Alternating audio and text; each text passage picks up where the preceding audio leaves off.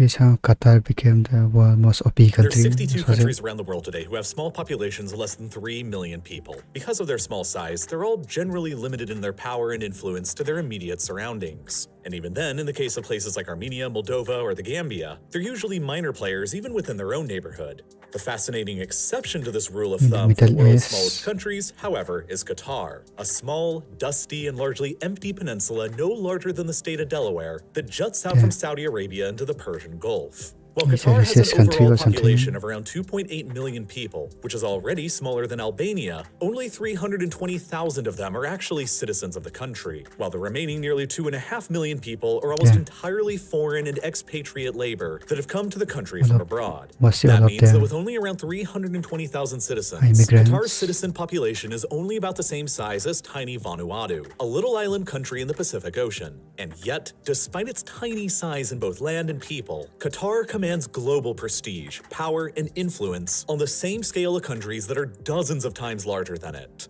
For years now, Qatar has often been described as the wealthiest country in the world, with the highest GDP per capita of all the world's nations for multiple years in a row. The Qatari economy was larger than Ukraine's even before the Russian invasion, and with nearly 16 times fewer people, even when including all the foreign labor. The state of Qatar wields the 9th largest sovereign wealth fund in the world, with assets exceeding $450 billion, including a large 10.5% stake in the Volkswagen Group and the outright ownership of the Paris Saint-Germain Football Club, the 7th most valuable football club in the entire world.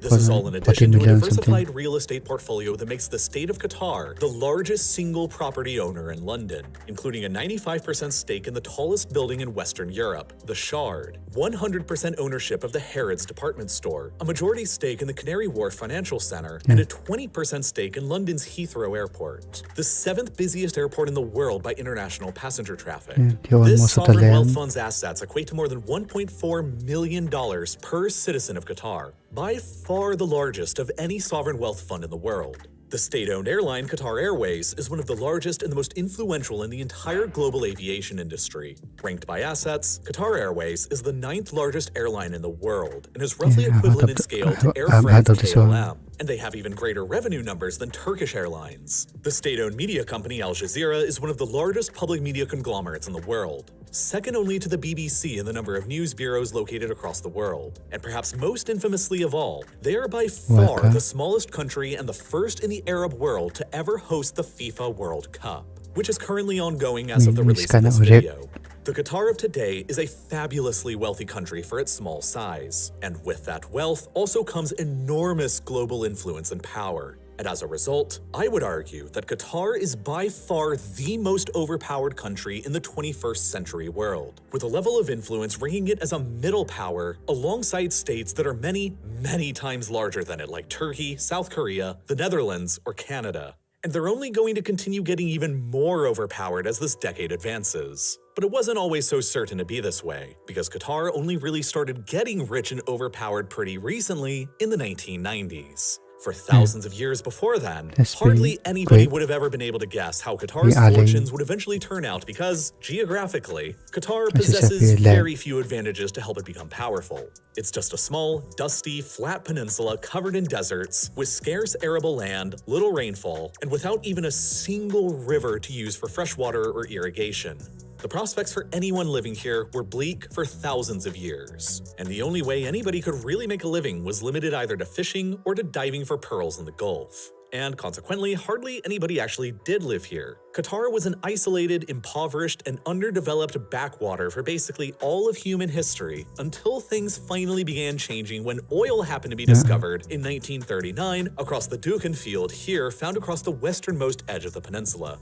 But of course, the same year it was discovered was the same year that World War II began. So it was never really developed until a decade later in 1949. By the 1950s, Qatar was producing a modest amount of oil from this field, but it paled in comparison to the gigantic oil fields that had been found nearby across Saudi Arabia and Kuwait. The largest oil field ever discovered in the world is the Ghavar field less than 150 kilometers away from the Qatari border within Saudi Arabia. And it alone contains nearly twice the amount of oil found across all of Qatar. But after scouring across their tiny peninsula, the Qataris never discovered any other significant oil reserves on land.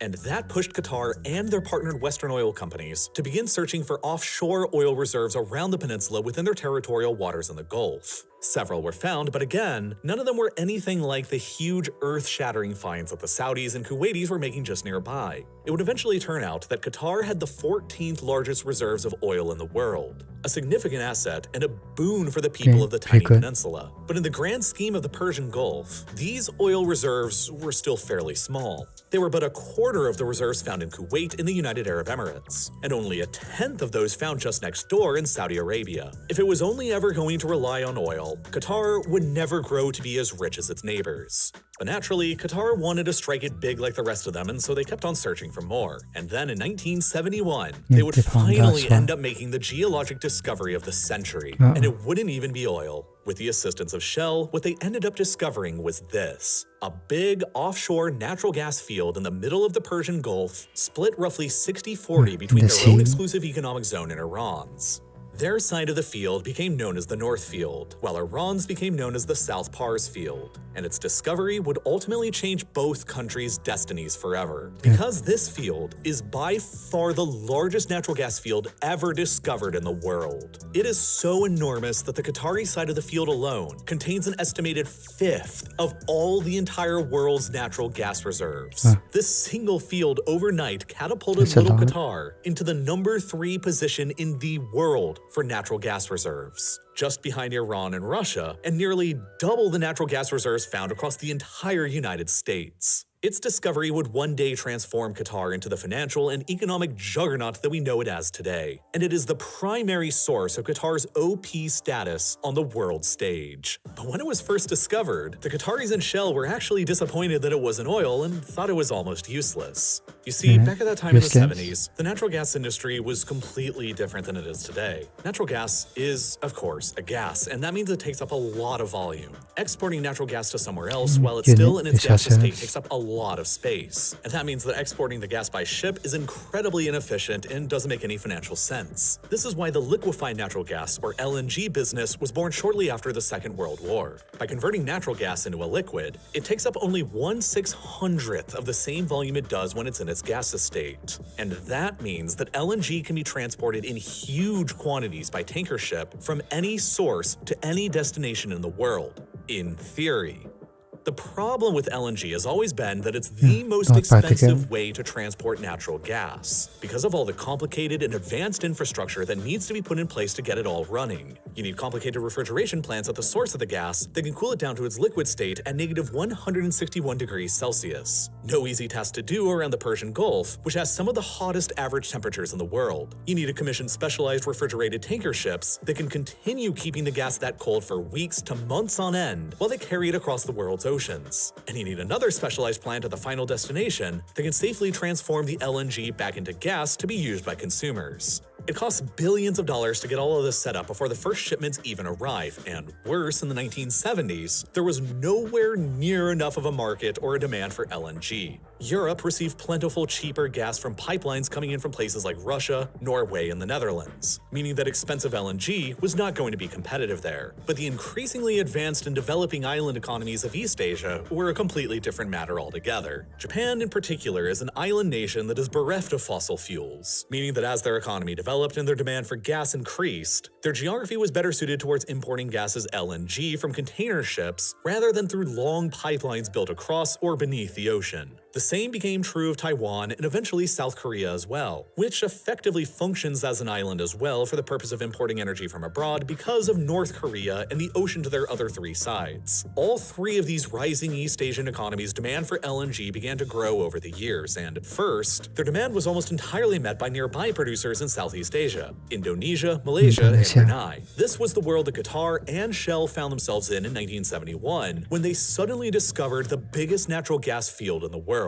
And they initially decided that they couldn't economically compete for any of the market in Asia. Building up an LNG industry from scratch was thought to be too costly and too risky, and building out long pipelines to markets in Europe was just too ridiculous and expensive to even consider. They had both hoped that their discovery was oil because, unlike natural gas, oil is naturally a liquid, and so it's far less costly to just load it up on tankers and ship it around the world. So rather than developing Qatar's natural gas in the North Field, Shell abandoned the project, and with global oil prices skyrocketing following the Arab oil embargoes in the 70s, Qatar continued to focus on its smaller oil reserves for the next 20 years. And then, everything would begin to change again in the late 1980s. In 1986, the price of oil unexpectedly crashed by more than 50%. Production and revenue from oil sales in Qatar crashed alongside it, and the Qatari economy, which almost entirely relied upon selling oil at the time, was put into a crisis mode. By the 1990s, with oil prices and revenue still low, the Qataris began turning their attention back towards all of that natural gas they found 20 years previously in the biggest field in the world. And at the same time, global demand for natural gas was beginning to increase.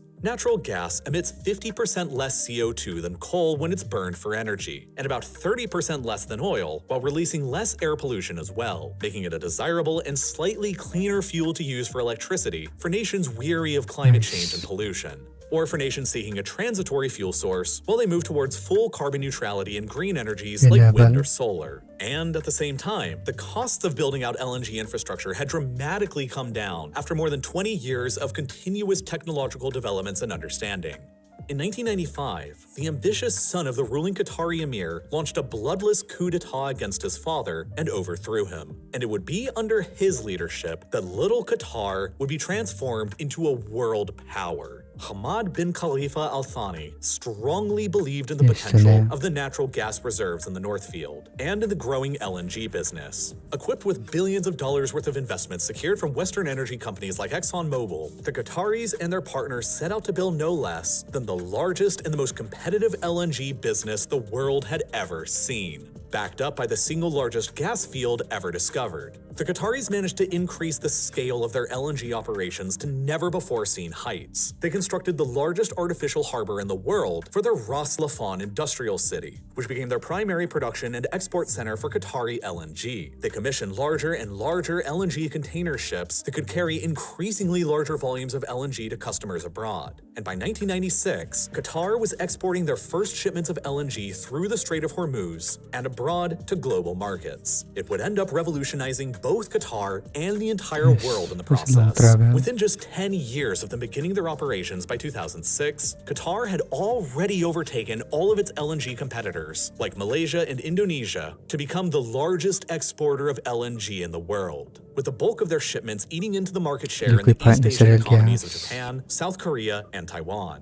South Korea became their single largest customer, and they still continue to purchase roughly 27% of their entire natural gas supply from Qatar alone. And the vast revenues that these countries were paying for Qatari LNG flooded back into the coffers of the Qatari government, which, of course, made them mind-bogglingly rich. This is a chart of the gross domestic product per capita in Qatar from 1987 to the present. This year, 1996, is when Qatar first began exporting LNG to the world market, and you can clearly see how immediately afterwards, their wealth began to absolutely skyrocket to the point in 2006 where they became the largest LNG exporter in the world. Tens of billions of dollars a year began flowing directly to Qatar in exchange for their shipments of LNG. But all of this newfound wealth came with a problem. Qatar was growing too overdependent on a single source of income and was transforming into the world's first LNG state. By the 2010s, 70% of the entire government's revenue, 60% of the entire country's GDP, and 85% of their export earnings were all simply coming from the LNG and petroleum business.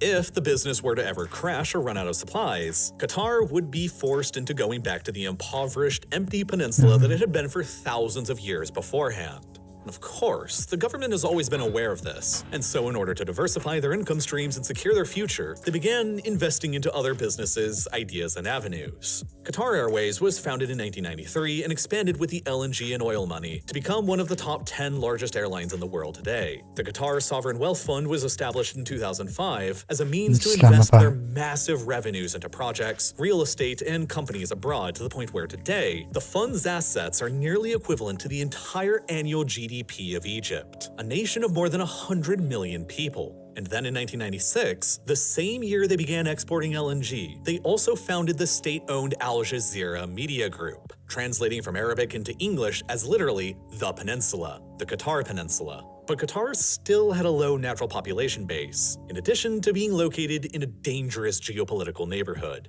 Saddam Hussein's Iraq had previously launched wars of conquest into both Iran and Kuwait in order to seize control over their oil industries. And little Qatar was hypothetically a much more vulnerable target than either of those had been. There was also the fact that Qatar shared the largest natural gas field in the world with Iran, which meant that each of their governments had to collaborate together and remain friendly to an extent in order to safely and mutually extract all of the gas there, a situation that made next door Saudi Arabia, the greatest rival of Iran, intensely apprehensive. Qatar's solution to defending themselves in this precarious geopolitical neighborhood was by simply aligning itself very closely to the United States. At the same time as they were getting their LNG business up and running, Qatar invited both the American and British militaries to assist in constructing the Al Udeid Air Base in the country, which eventually went on to become the U.S. military's largest base in the entire Middle East, with more than 11,000 total personnel and more than 100 operational aircraft as of today.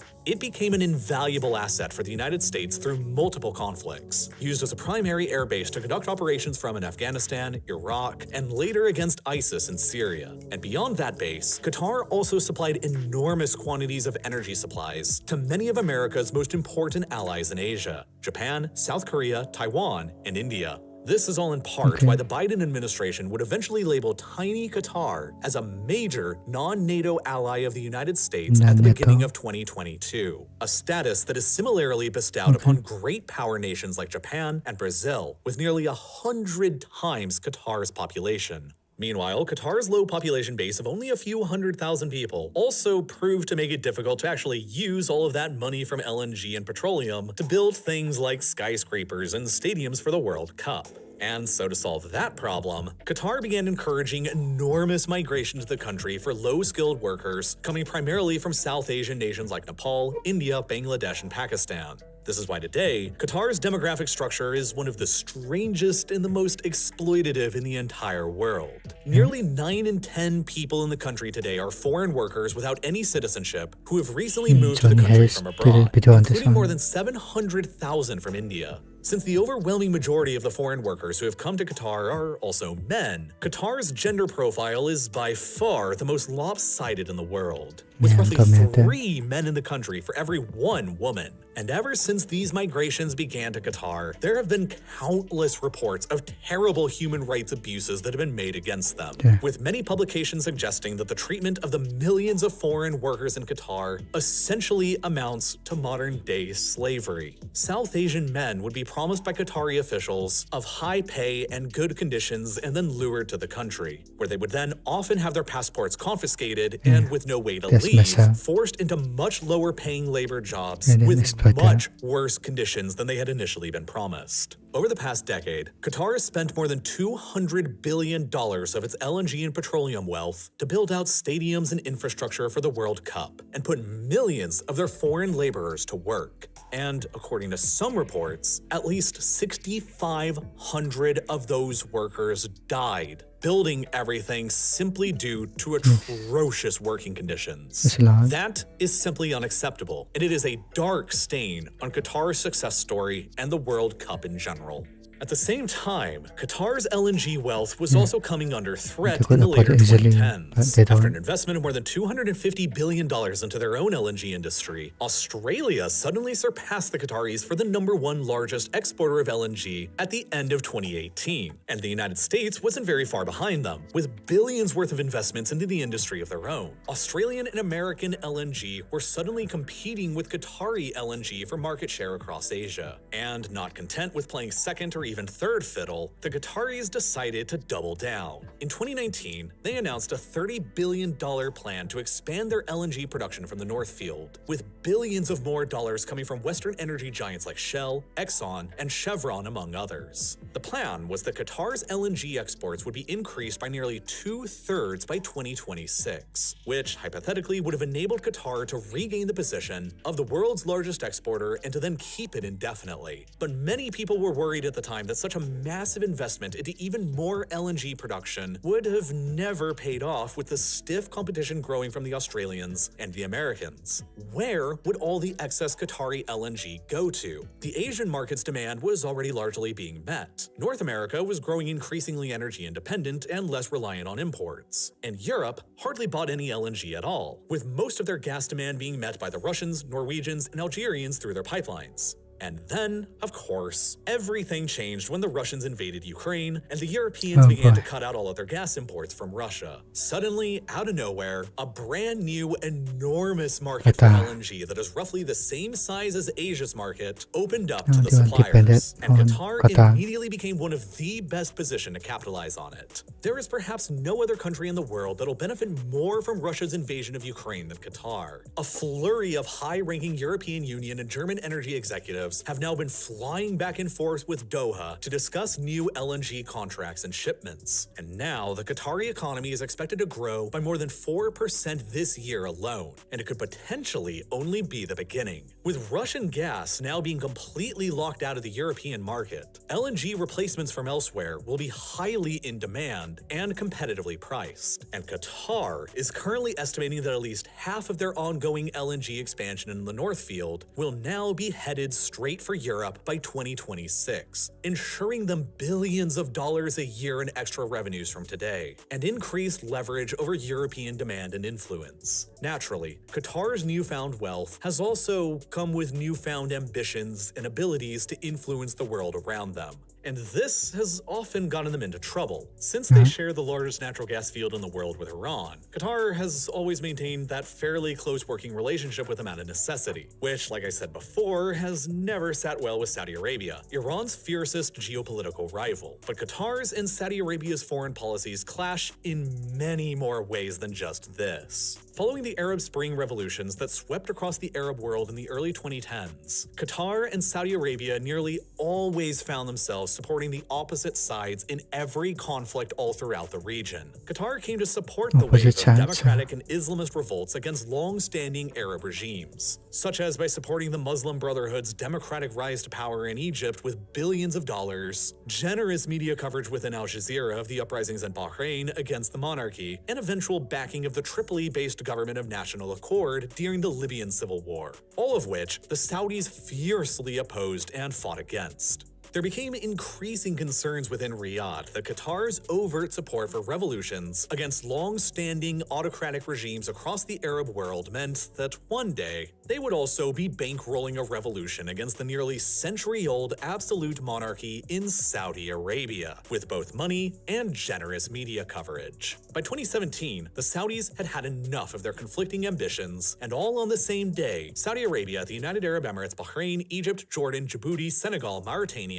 the Comoros, the Maldives, and the Saudi-supported Tobruk-based government in Libya, as well as the Saudi-supported Hadi government in Yemen, all announced the severing of their diplomatic relations with Qatar. Saudi Arabia and the UAE went another step further by also shutting down all of their ports to Qatari-registered ships, and shutting down all of their airspace to the state-owned airline, Qatar Airways. The Saudis also shut down their entire land border with Qatar, effectively transforming the country into an island state. And then, to make Qatar's isolation even more permanent, the Saudis even proposed digging a canal across their entire land border and filling it in with water from the Persian Gulf, which would have literally transformed Qatar into an island. They made several demands of Qatar in order to lift the blockade, including that they shut down Al Jazeera, reduce their diplomatic relations with Iran, end their alleged support for foreign organizations organizations considered to be terrorists by the Saudis, like the Muslim Brotherhood in Egypt and Hamas in Gaza, among others, agree to reparation payments and 10 years of monitoring, and to align themselves fully with the geopolitical interests of Saudi Arabia and the other Gulf states. Naturally, Qatar refused all of the demands, and the economic consequences of the Saudi-led blockade over them immediately became apparent. Qatar Airways had relied extensively on both Saudi and Emirati airspace for a significant amount of their routes, and nearly overnight,